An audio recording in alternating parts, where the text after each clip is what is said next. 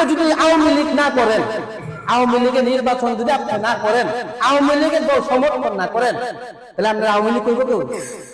হ্যাঁ, কইতো না। আওয়ামী লীগের লোক বিএনপি নিত না, নিত না। বিএনপি লোক আওয়ামী লীগ নিত না। আপনি আল্লাহর বিরোধিতা করতেছেন, আল্লাহর নাফরমানি করতেছেন, আল্লাহর নিয়ামত খেয়ে নিমকমারামি করতেছেন। আল্লাহ আপনাকে বান্দা বলে দিলে কেমনে বিশ্বাস করেছেন? নাফরমানি করতেছেন, আল্লাহ নিয়ামত খাইতেছেন, আল্লাহ আপনাকে খাওয়াইতেছে, অথচ আল্লাহর একটা সেজদা দেন না। তাই আসলে বলেন আল্লাহ কিভাবে বলবে আপনি আমার রহমতের বান্দা, আর আপনি কেমনে বলবেন আমি আল্লাহ আপনার বান্দা? কিভাবে বলবেন? এটা লজ্জা থাকলে বলতে পারবেন এই কথা? তাল পাইতেছেন না তো, তাল পাইতেছেন না তো। আল্লাহ এক সন্ধ্যা না খাওয়ায় রাখতেছে না, হিসাব পাইতেছেন না। আপনার চোখটা রাতের বেলা যখন ঘুমান, চোখটা বন্ধ হয়, এই চোখটা খোলার জন্য আল্লাহ ৭০,০০০ ফেরেশতা নিয়োজিত করছে। ফেরেশতারা বলছে আমার বান্দা ঘুমাইছে, সকালবেলা তার চোখ খুলতে হবে। সে যদি না খুলতে পারে তুই আমার বান্দার চোখটা খুলে দিবি।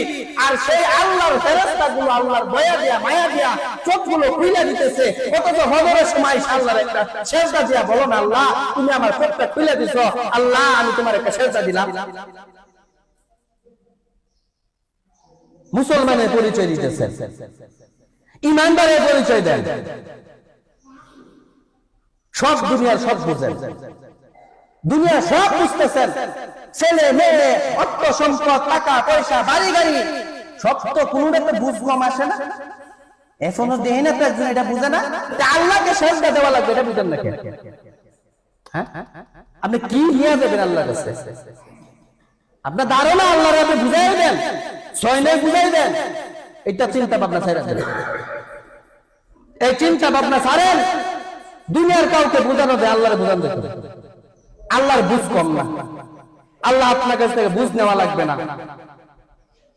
আপনার দুনিয়ার কাজ, দুনিয়ার গৃহস্থী, দুনিয়ার সংসার, এই জন্য আল্লাহ আপনি বলছেন আল্লাহরে সেজদা দিতে ভালো লাগে না, আল্লাহরে ডাকতে ভালো লাগে না।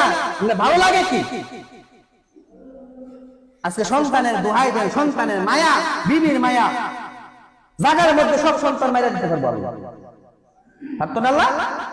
আল্লাহ বাঁচাও রাখছে, তাহলে আপনি আল্লাহ শুকরিয়া আদায় করতেছেন না কেন? আল্লাহ আপনার খাওয়াইতেছে, আল্লাহ শুকরিয়া আদায় করেন না কেন? আলহামদুলিল্লাহ বললে হয়ে যায়?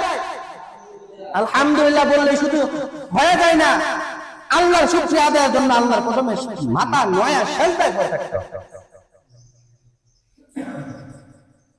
মুসলমানের পরিচয় দিয়া চলতেছেন, মুসলমানের ব্যানার লাগায় চলতেছেন আমি মুসলমান বলতেছেন। আরে মুসলমান কারে বলে তো জানেন না? মুসলমান কাকে বলে এটা তো জানেন না? আগে মুসলমানিত্ব শিখেন, মুসলমান কাকে বলে আগে এটা জানেন, তারপর আপনি মুসলমানের পরিচয় দিয়া চলেন। নামাজের মাধ্যমে মুসলমান এমন বেঈমান কাফের পার্থক্য বুঝায়। বেঈমান কাফেরেরা নামাজ পড়েনি,